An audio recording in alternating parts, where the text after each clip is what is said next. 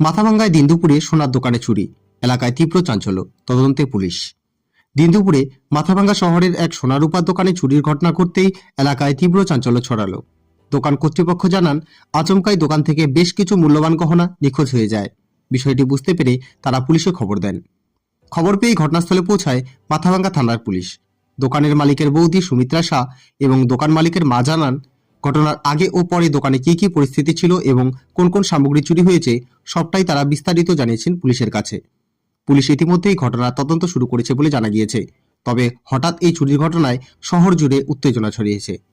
আর আমি তো চান করতে চলে গেলাম, ছেলে দোকানে ছিল। হ্যাঁ, ও পেচ্ছাপ চাপছে, ও পেচ্ছাপ করতে গেছে, আমি বাথরুমে ছিল, পাশে পেচ্ছাপ করে ও আসতেছে। আইসেই দেখতেছি যে দোকানে মাল নাই, চিল্লাই উঠলো, মা দোকানের জিনিসগুলো কি লোকে নিয়ে গেল। বাস এইটু 5 মিনিটের ঘটনা। কি কি নিয়ে গেল? রূপার মালগুলি ছিল সব উঠায় নিয়ে গেছে। চোরকে দেখতে পেয়েছেন? না স্যার, পাই নাই। सीसीटीवी कैमराতে দেখা যাচ্ছে, लेकिन ওর ফেসটা ক্লিয়ার দেখা যাচ্ছে। যে সিসি ক্যামেরা রয়েছে বাড়িতেই নাই, আমার জেঠু বাড়িতে আছে, ও ক্যাপচার করছে। এখানে আছে কি দেখা হ্যাঁ, যাচ্ছে? এখানে আছে। দেখি একটুখানি।